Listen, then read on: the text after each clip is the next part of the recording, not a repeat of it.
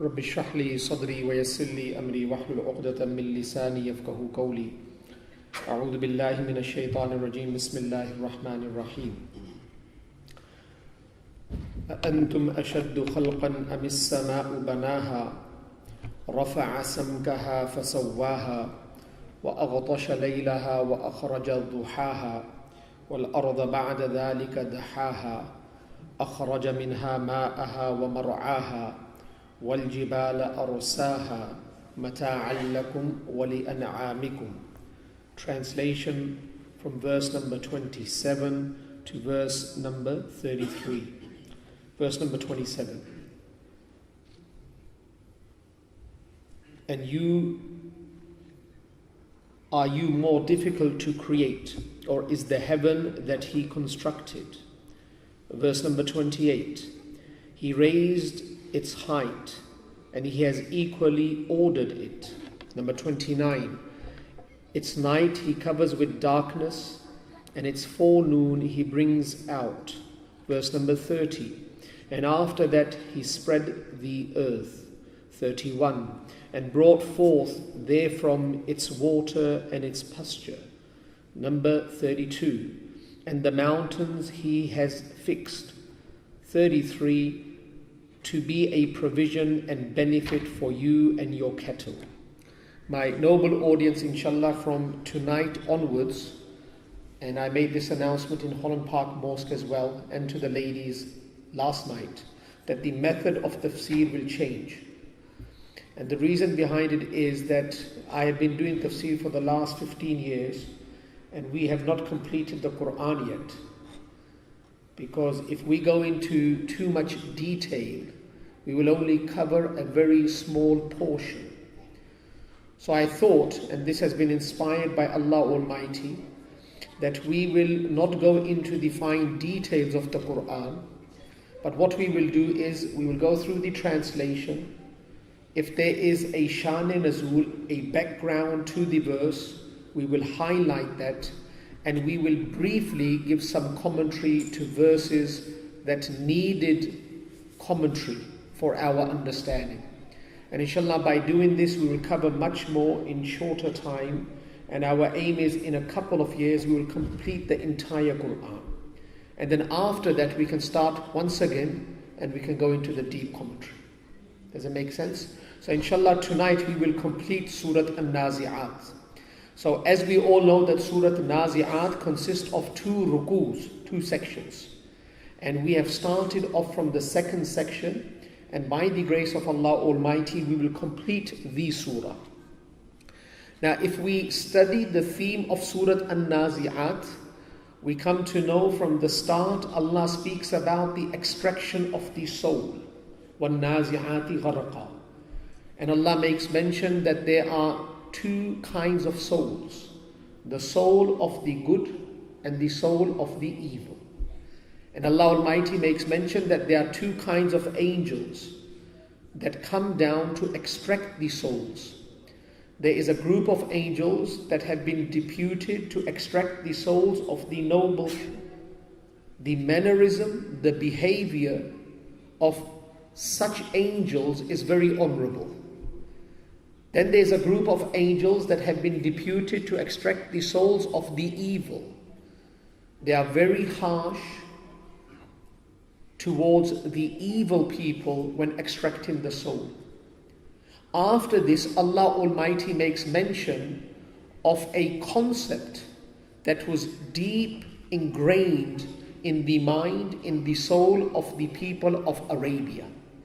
And that was, they could not fathom, understand the concept of life after death. يقولون أئنا لمردودون في الحافرة أئذا كنا عظاما نخرة. Allah Almighty speaks about this in verse number 10 and 11, same surah. They say, shall we indeed be returned to our former state of life, even after we are crumbled bones? That when we have decomposed in the grave and our bones have become dust, How will Allah bring us back to life again? So now Allah, in a very unique manner, addresses that concept that does not allow a person to submit to the orders of Allah Almighty. So Allah Almighty makes mention of certain creations. And if you study all these creations and makhluqat, you will come to know that they are visible to all. You don't have to be educated, you don't have to be smart, and you do not have to be sharp to look above and see the sky. You do not have to be smart and sharp to look below and see the earth, to look at the night and the day. It is visible to all. And that's why we have understood from the theme of the Quran that this Quran is a message for all. It caters for the uneducated and it caters for the educated as well. For the sharp and for such that are not so sharp. But when it comes to educating people about life after death, you will find that the method in the Quran that has been adopted is the method that caters for rich, poor, educated and non-educated. So listen to what Allah Almighty is saying to these people. Allah is saying, أَأَنْتُمْ أَشَدُّ خَلْقًا أَمِ السَّمَاءُ بَنَاهَا? Are you more difficult to create, or is the heaven that He constructed? Now, every person can look above and see the heaven. Allah has created the heaven that is much larger, much greater, and there is no crookedness and deficiency in the heaven. So if Allah can create something that is so large, that is visible to us 24/7, why can't Allah create us, number one? And then why can't He cause death? And then why can't He bring life back to that dead person? This is what Allah Almighty is saying. And then in the following verse, رَفَعَ سَمْكَهَا فَسَوَّاهَا, He raised its height and He has equally ordered it. He did not only create a roof. Many a times, one of the houses, I don't know if I should make mention, Iqbal Banji's house, when you go to his house, you're fascinated.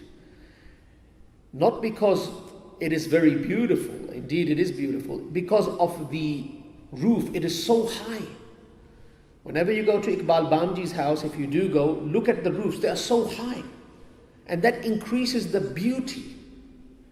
In Pakistan, where I studied, they say that you should keep the roof high, because the room that has a high roof, it will not heat up easily. So many a times a high roof indicates the beauty, the magnificence of the construction. Allah Almighty says, رَفَعَ سَمْكَهَا فَسَوَّاهَا. It is not a roof that we can touch. It is very, very high. And many a time we find that if there is a roof that is above us that is very high, we need a very strong pillar. The higher it is, the greater pillar you need. If the roof is widespread, you need many, many pillars. But Allah Almighty says the roof is so high, beyond your grasp. It's going to take you centuries to create a commute that may take you to the heaven. It will take you centuries. And there'll only be a fraction of humanity that may enjoy that ride. He has created it, and then He has equally ordered it. If you look at it, there is no distortion. There's no deficiency in that roof. So if Allah can create the roof, can't Allah create us and bring us back to life again? وَأَغْطَشَ لَيْلَهَا وَأَخْرَجَ ضُحَاهَا. Its night He covers with darkness, and its forenoon He brings out. Now Allah speaks about the functions of the sky. What is the function of the sky? It is the recipient, the host to the sun and the moon. And the sun brings the day, and the moon indicates the night. So Allah Almighty makes mention of the day and the night, that He does not only construct a roof above us, but He adorns that roof with a sun and a moon. And the function of the sun and the moon is to indicate the day and the night. And what a mighty phenomena that takes place every day. The replacement of the day with the night and the replacement of the night with the day. And no one can interject, intervene, or cause any level of distortion in the replacement of the day or the replacement of the night. So that Allah who can create the sky and then the functions of the sky by allowing the sun and the moon to travel on a orbit, why can't that Allah create us and recreate us? وَالْأَرْضَ بَعْدَ ذَلِكَ دَحَاهَا. And after that He spread the earth. And I made mention in the past like dough. We make dough, peda jisko kehte hain, dough, and then you roll it. And the more you roll it, the more it spreads. Allah spread the entire earth. أَلَمْ نَجْعَلِ الْأَرْضَ كِفَاتًا. Didn't Allah create the earth as a receptacle, as a container? This is the qudrat of Allah. أَخْرَجَ مِنْهَا مَاءَهَا وَمَرْعَاهَا. And then from this earth, He created water, and no living being can live without water. So Allah created what is the need of the makhluqat. خَلَقَ مِنَ الْمَاءِ كُلَّ شَيْءٍ حَيٍّ. Allah has created everything from water. So Allah placed water in abundance, and then from water Allah allowed the land that has been spread out to blossom and spit out what we need for the preservation of our body. Food. Make sense? وَالْجِبَالَ أَرْصَاهَا. And the mountain He has fixed firmly. Now He has placed mountains as well. So many a times when we go for fishing, I don't like going fishing in deep sea because I get sick. And the reason why I get sick is not because when the boat is moving from station A to B, but when it anchors at station B and it starts to rock in a stagnant position, that's when I get sick.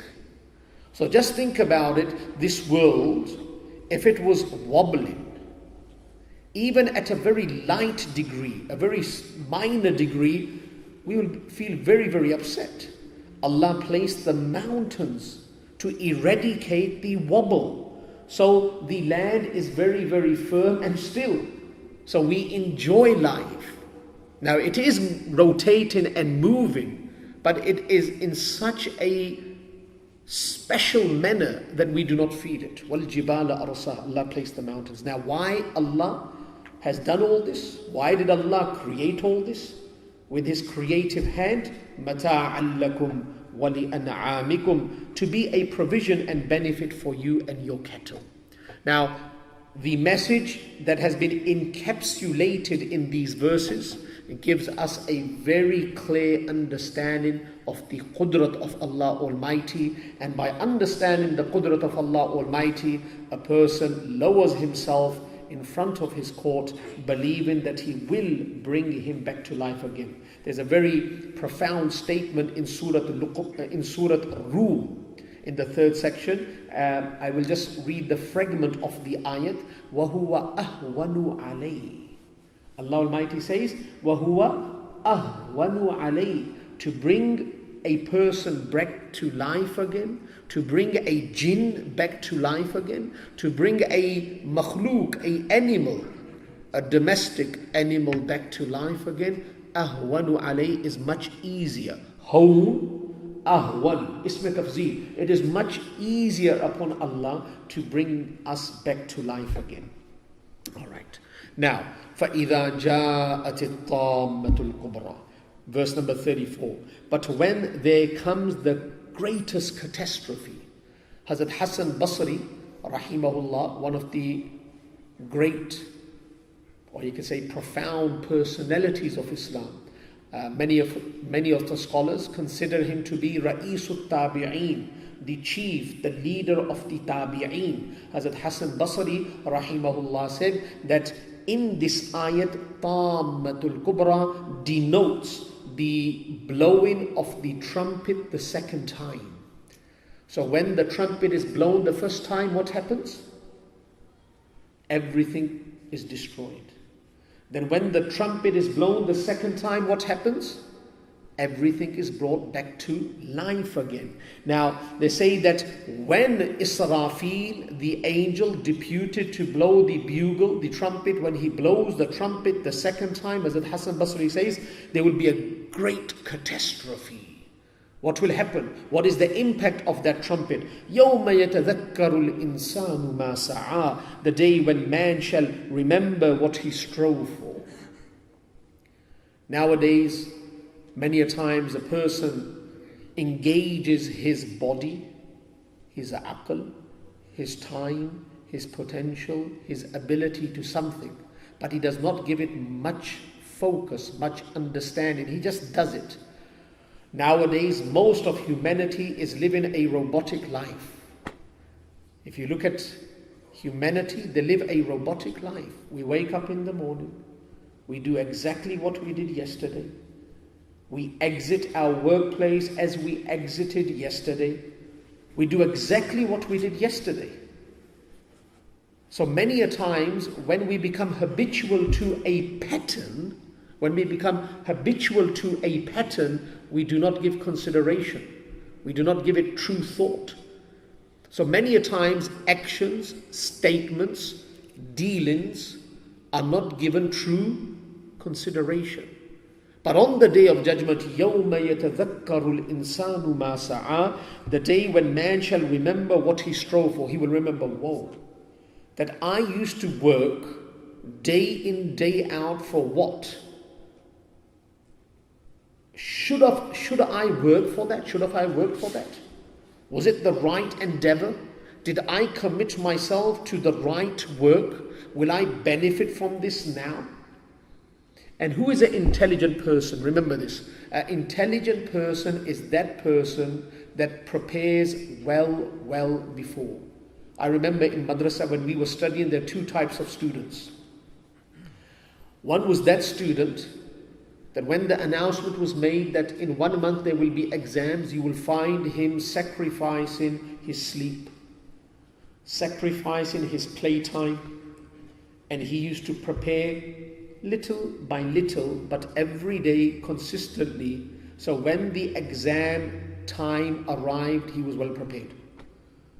He was the intelligent student. And the second kind of student was that student that used to say there's 1 month. After a few days, he used to say there's 25 days. Then after a few days, he used to say there's 15 days. Abhi to bahut time hai. And that's what he used to do. Then suddenly he arrives at the junction where he realizes the exam is the next day. So now he's running around. Kehta koi parchi de do. He's going to the students that were prepared, that do you have any notes? Give me some notes. And he's trying to learn those notes in one night. Now it is impossible to digest all that knowledge that students digested over 1 month in one night. He's a foolish student. Allah Almighty makes mention in this ayah in a very subtle manner. A person will remember his endeavor. So we should make the right effort, but for the right cause. Remember that. يَوْمَ يَتَذَكَّرُ الْإِنسَانُ مَا سَعَى gives us a very profound lesson. That we should make the right effort at the right time for the right cause. If the effort is right, at the right time, but not for the right cause, a person will regret that effort and all that effort consumed. يَوْمَ يَتَذَكَّرُ الْإِنسَانُ مَا سَعَى وَبُرِّزَتِ الْجَحِيمُ لِمَنْ يَرَى, and hellfire shall be made apparent in full view, one who sees. Everyone will see. Believers, non-believers will be compelled to see the hellfire.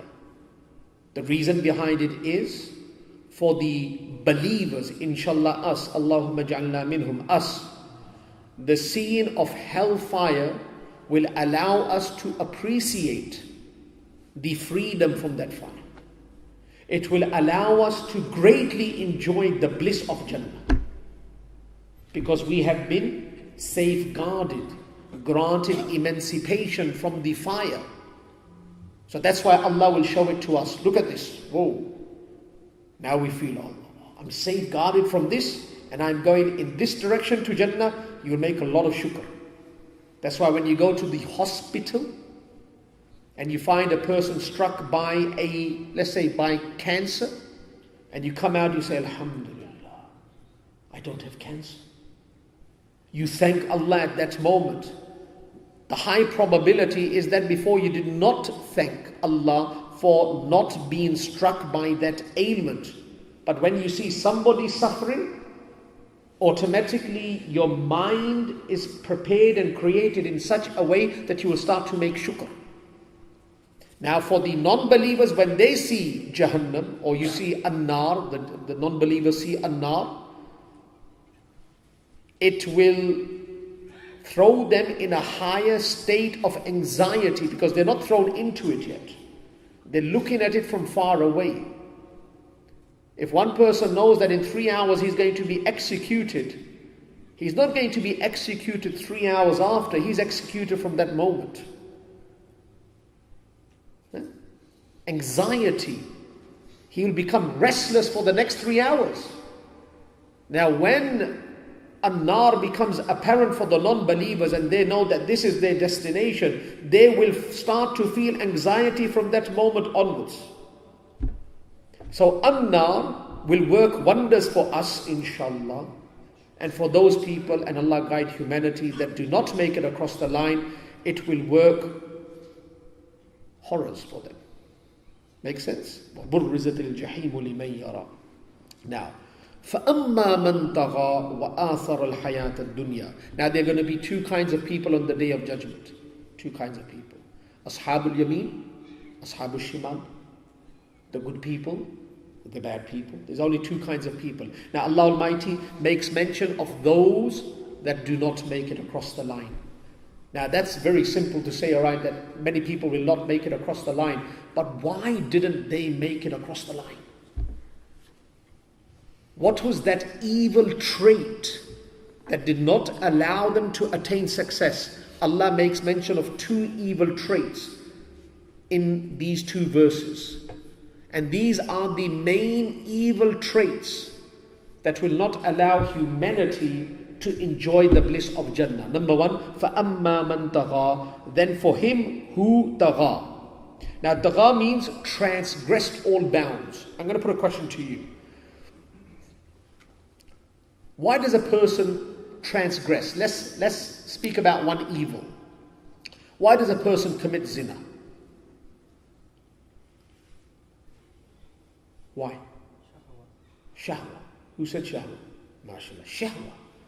It is the nafs. It is the desires that emit from your nafs. Shahawat. Desires do not allow a person to submit. I said this and I say this again, and I would like you to remember this, lock it in your memory. Our ta'alluq with Allah, our connection, relationship with Allah is known as ita'at. Our connection with Allah is the connection of ita'at. Not saying that I'm a Muslim. A lot of people are saying nowadays that Muslims are being kicked from pillar to post. Indeed they are. But do they have that ta'alluq with Allah of ita'at? Ati'u Allah wa ati'u Rasul. وَمَنْ يُطِعِ اللَّهَ وَالرَّسُولِ وَمَنْ يُطِعِ اللَّهَ وَالرَّسُولِ فَقَدْ فَازَ فَوْزًا عَظِيمًا. Let's say, I say to this child, he doesn't know me, I don't know him. And I say, bring water for me. He'll say, who are you? I have not established a ta'alluq with him, a relationship with him, so I can't demand anything from him. But let's say one day I give him something, I give him something, I give him some sweets. He says, who are you? I said, I am Imam Uzair from Holland Park Mosque. He said, sure. The next day, I say, child, can you bring me a glass of water? He will not challenge me. He will go and bring the glass of water because I established a relationship with him. Ta'alluq.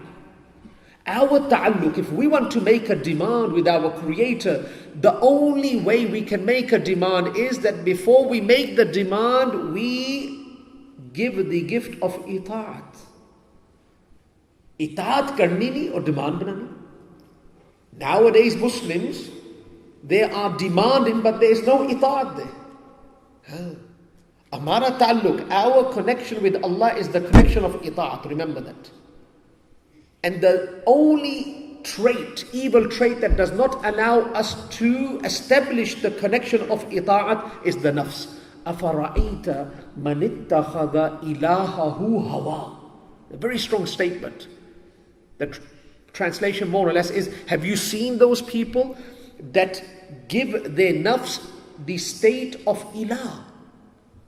They make their nafs ilah. Ilah means a deity. Their nafs is their God. The meaning is Allah, Ahkamul Hakimeen, is the only one who has the authority to say, walk to the right, walk to the left, keep walking, stop, pause, keep moving. It is only Allah who can say that. Allah has authority. But we have given that position to the nafs. Nafs says, look, we look.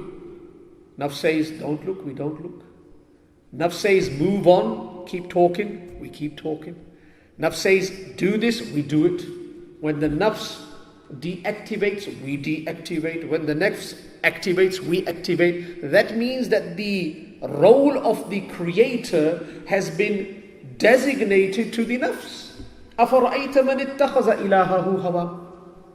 That's why Allah says, فَأَمَّا مَنْ طَغَى. They are rebellion.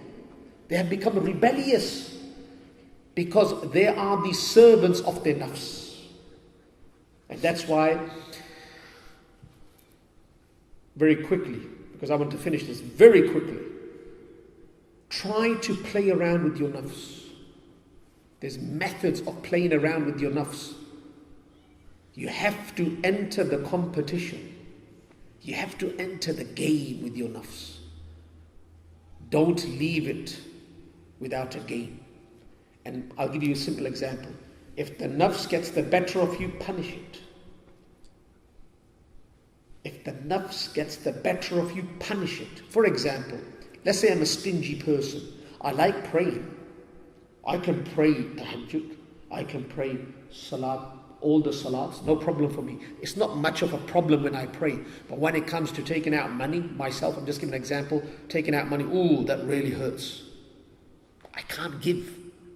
I'm pretty good in salah, but when it comes to giving, I'm very stingy. Now, shaitan got the better of me. I shouldn't be looking, but I looked. Nafs got the better of me. I'm going to penalize you. Penalize yourself by giving donation. Make a ahad with yourself when leaving the house in the morning. If I slip, if my eyes slip, I'm going to punish you. I'm going to give charity. That will hurt it. Remember that. And the icing on the cake is I'm going to pray 2 rakat nafil. Now if you pray 2 rakat nafil, the reward pertaining to 2 rakat nafil is greater than this world and what it contains.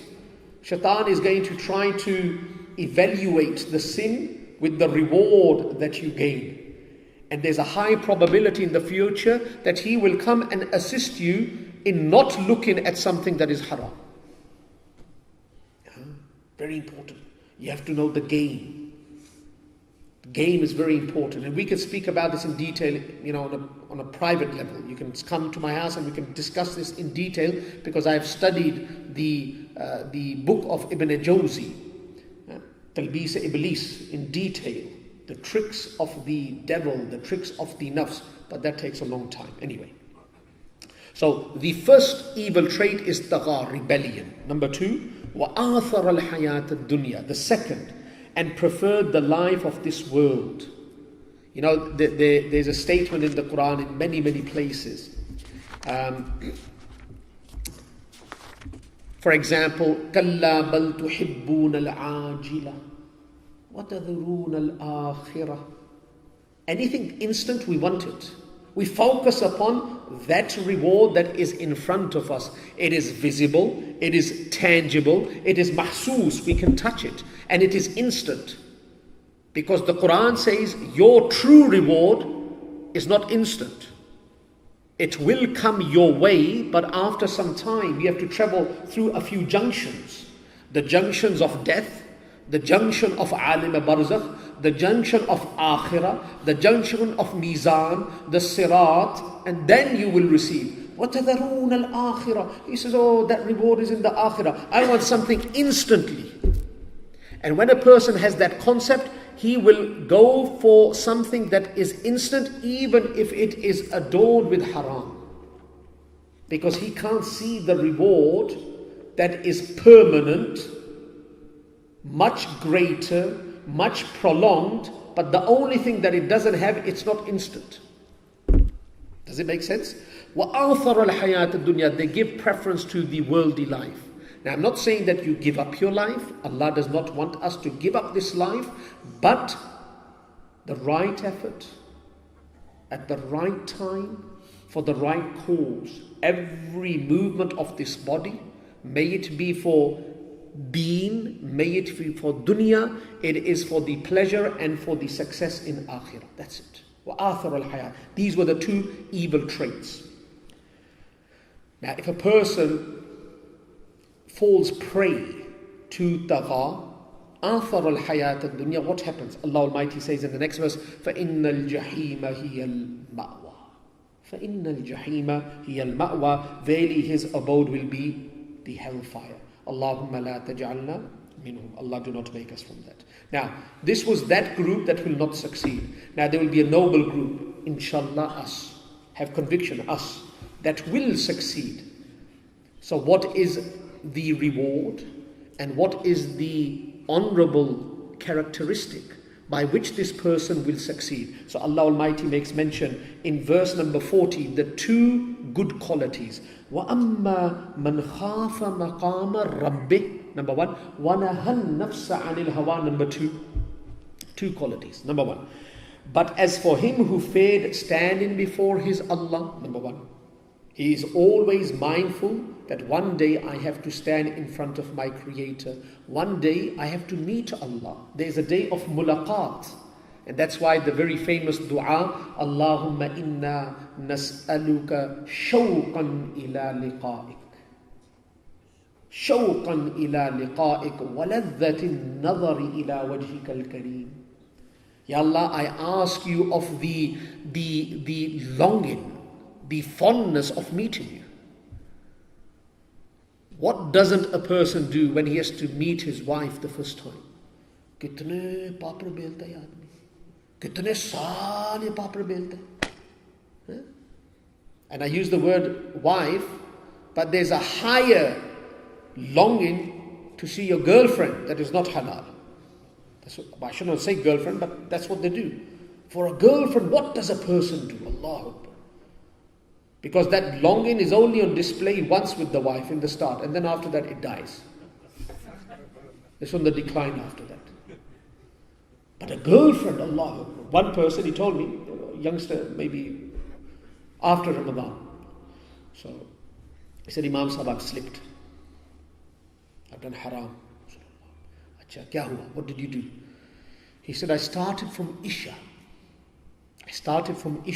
talking with this girlfriend. And I didn't realize that I missed Fajr. Eh? He started after Isha and he missed Fajr. He didn't realize he missed Fajr. So first of all, I said, are you on a plan first of all? You know, if you're not, you're going to be in big trouble. He said, no, I'm on a plan. But the thing struck my mind. The thing struck my mind. You know, we hear about the Sahaba, Nabi Kareem Muhammad Sallallahu Alaihi Wasallam, and then we're shocked that they prayed all night. We go, yeah, how is that possible? If one person, and let me tell you something, the ecstasy, the enjoyment, the ladhat of haram cannot be compared with the ladhat of ita'at. Remember that. We haven't experienced it yet, but the ladhat of haram cannot be compared. It is a drop to the ocean of ladhat of ita'at. So if one person who's only 21, 22 years old can speak all night with a girl and miss his fajr, then you can understand the statement of Hazrat Aisha Siddiqa and Hazrat Fatima. In winter they used to say, Ya Allah, the nights are too small. We don't get enough time. The nights in winter are small. Then you can understand that the Nabi of Allah in the standing position recited Surah Baqarah, Surah Ali Imran, Surah Nisa, Surah Ma'idah in the standing position. And let's say that takes 1 hour. He spent the same amount of time in ruku. Then he spent the same amount of time in sajda, because the ladhat was there. And that's why I say to myself, I pray for myself and you pray for yourself, we pray together, that Allah grant us the ladhat of ita'at. Then it is not a burden. Then this ibadat becomes ladhat. And that's why the dua, Allahumma inna nas'aluka shawqan ila liqai. Give me that shawq, the muhabba, the ecstasy of meeting you. And what does Allah Almighty say in Surah Kahf in the last verse? فَمَنْ كَانَ يَرْجُو لِقَاءَ رَبِّهِ فَلْيَعْمَلْ عَمَلًا صَالِحًا. That if you want to meet Allah, and indeed we all want to meet Allah, do not come empty-handed. فَلْيَعْمَلْ عَمَلًا صَالِحًا. Come with good deeds. And good deeds cannot be accumulated in huge volume if you do not have the ladhat of good deeds. That's why you have to ask Allah for ladhat. A ladhat is a rare commodity nowadays. If the body parts take in particles of evil, they do not allow the heart to enjoy ladhat, because only that heart will enjoy ladhat that is completely pure. Make sense? So the first one is وَأَمَّا مَنْ خَافَ مَقَامَ رَبِّهِ. A person who feared standing before his Lord. What does Allah Almighty say in Surah Rahman? وَلِمَنْ خَافَ مَقَامَ رَبِّهِ جَنَّتَانِ.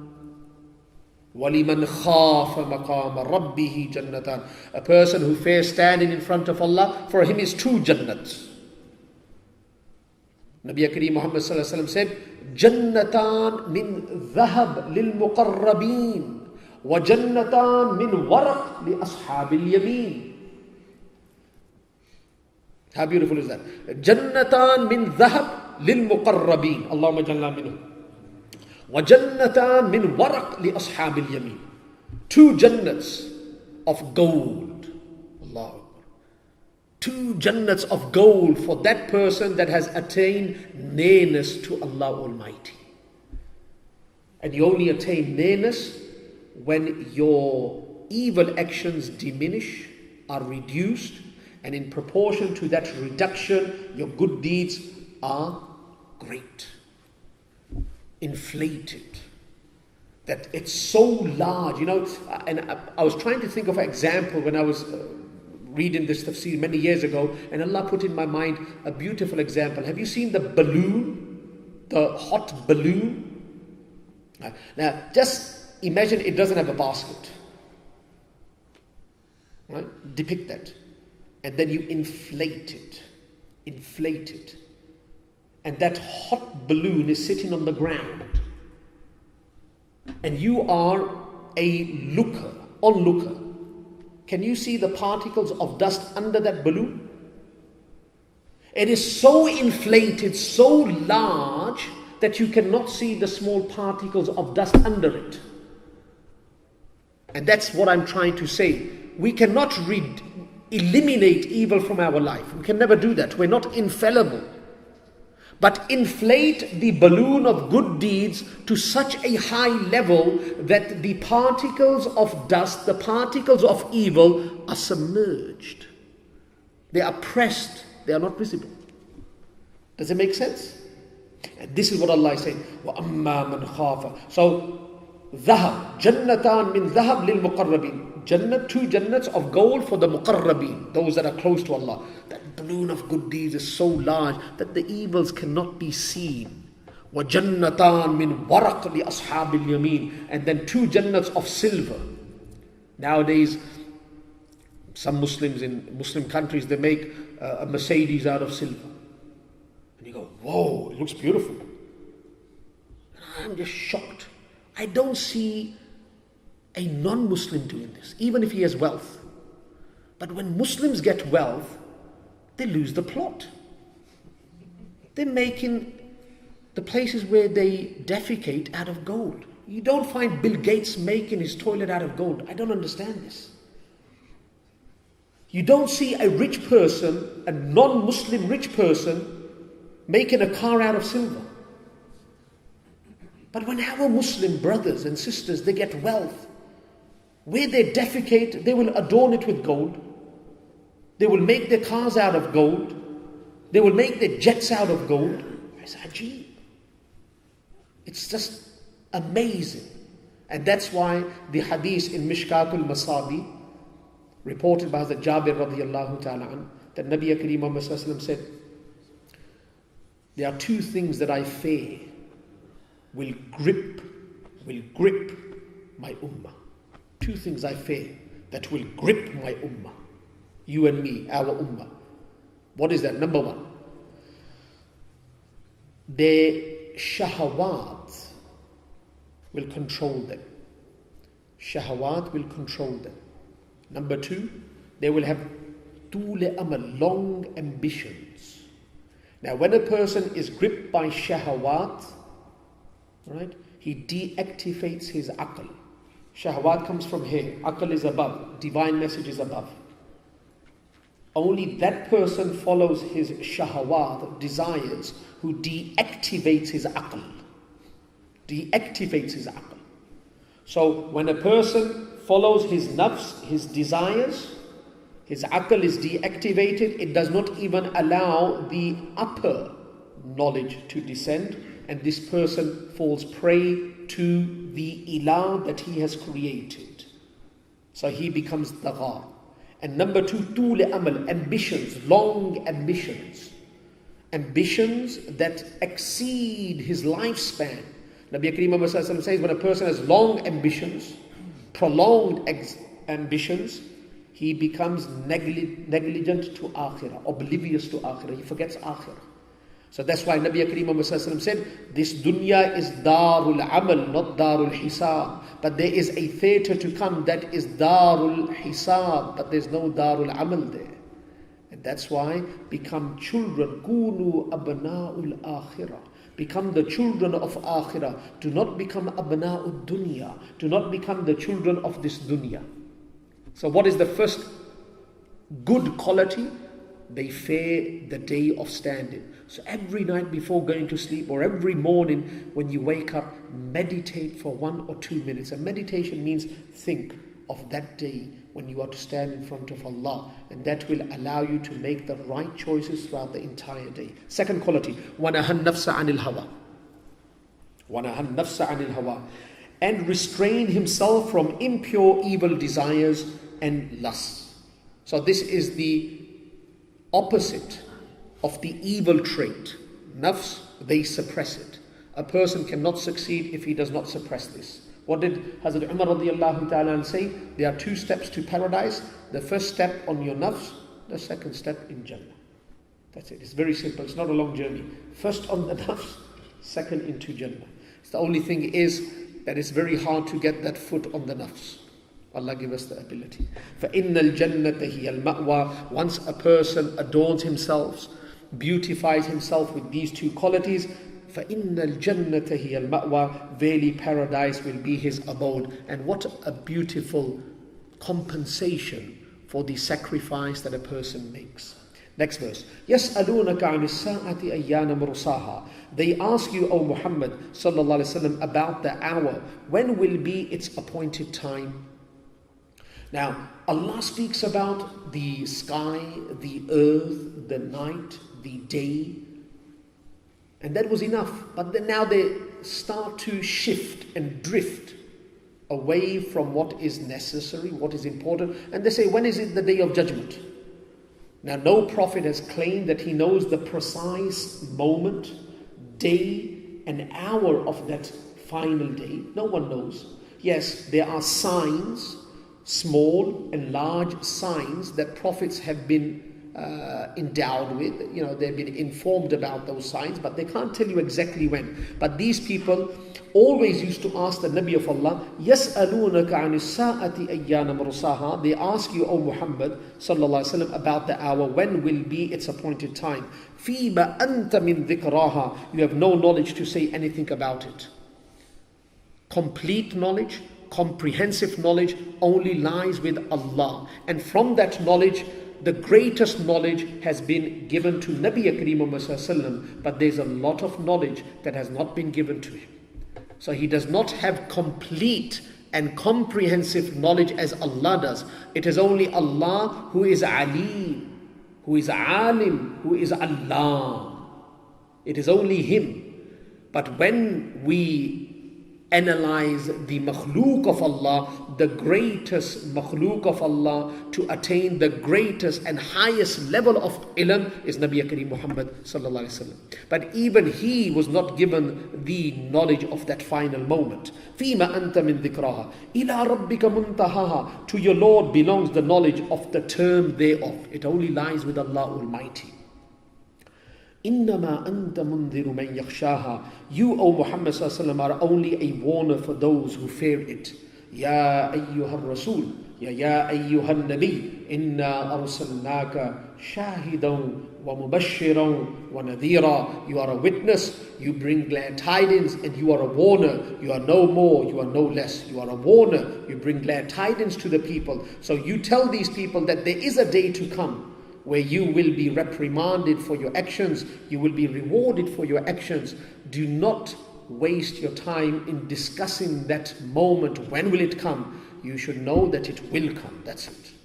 And then Allah Almighty says, concluding the surah, and we will conclude as well, كَأَنَّهُمْ يَوْمَ يَرَوْنَهَا لَمْ يَلْبَسُوا إِلَّا عَشِيَّةً أَوْ ضُحَاهَا. The day they see it as if they had not lived in the world except an afternoon or a morning.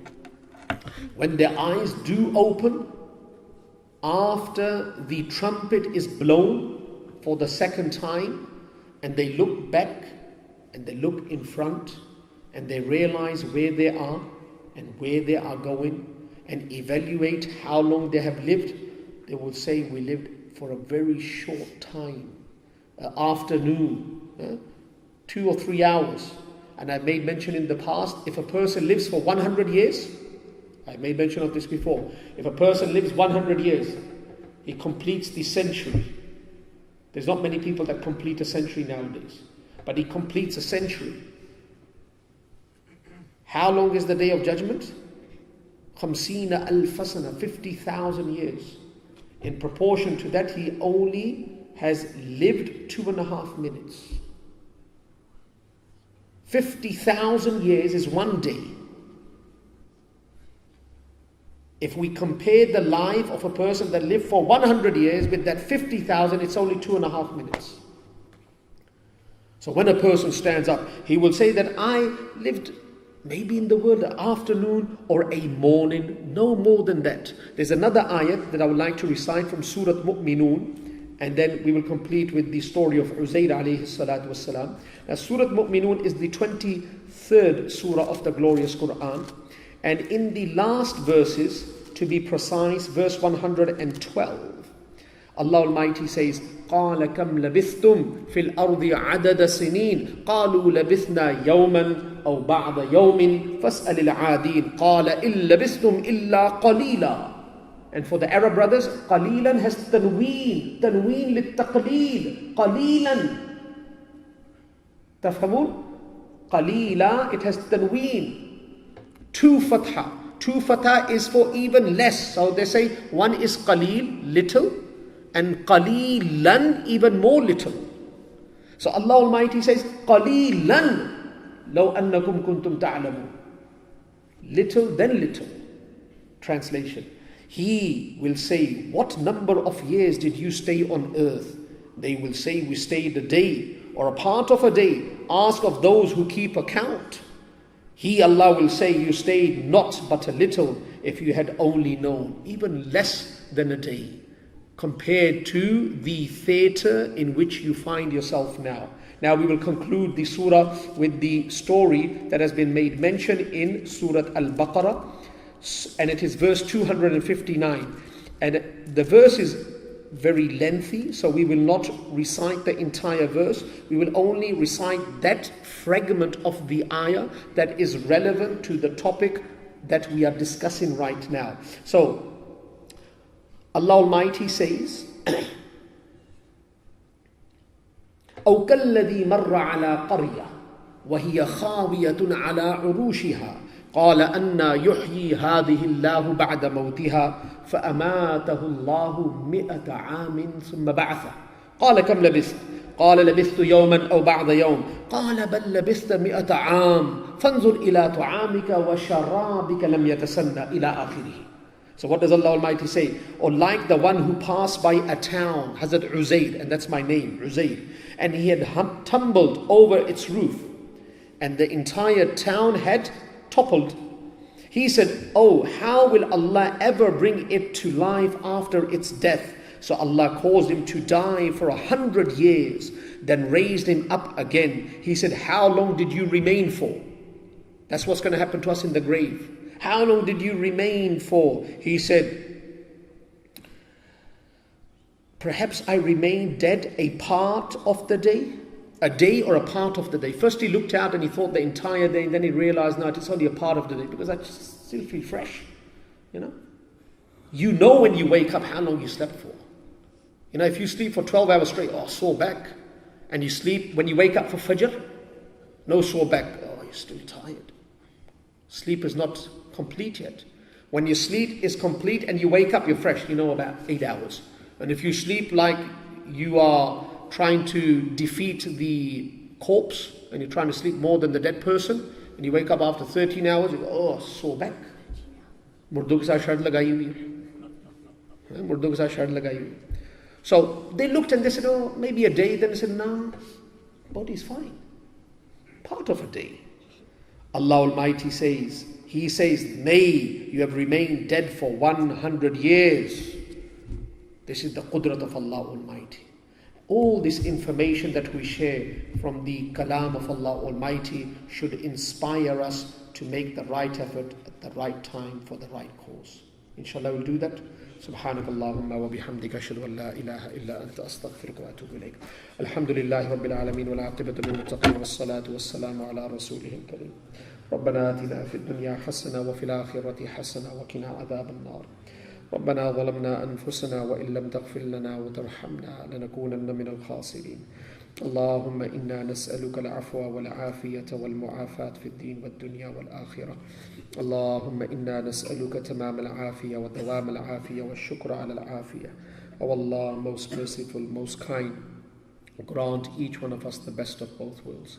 Ya Allah, grant us hayatan tayyibah. Ya Allah, make our future better than our past. Ya Hadi, ihdina sirat al-mustaqim.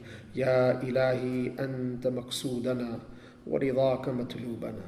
Ya Ilah, يا إله أنت مقصودنا ورضاك مطلوبنا. يا هادي اهدنا الصراط المستقيم. اللهم إنا نسألك حبك وحب من يحبك. اللهم اجعل حبك أحب إلينا من الماء البارد. اللهم إنا نسألك شوقا إلى لقائك ولذة النظر إلى وجهك الكريم. اللهم أعنا على ذكرك وشكرك وحسن عبادتك. Ya Allah, you are aware of all our needs. Ya Allah, fulfill all our permissible needs. Ya Allah, grant us a beautiful heart. Ya Allah, give us strength and power to overcome the onslaught of the Satan, the onslaught of the Nafs Ammara, the onslaught of the Nafs Lawwama. Ya Allah, do not allow the dunya to control us. Ya Allah, allow us to control our destiny. Ya Allah, Ya Arhamar Rahimin, grant us a noble exit. Ya Allah, grant us a noble standing on the Day of Judgment. Ya Allah, without any anxiety, without any khawf, without any huzn. Ya Allah, allow us to pass the junctions with flying colors. Ya Allah, Ya Arhamar Rahimeen, in this Mubarak Majlis, whatever we have asked for, Ya Allah, if it is favorable, Ya Allah, grant it to us. Ya Allah, if it is not favorable, grant that is favorable. Ya Allah, if we have asked for something that we should not ask for, Ya Ghafoor Rahim, pardon us. Ya Kareem, if there's something that we should ask for that we have not asked for, Ya Kareem, grant it to each one of us.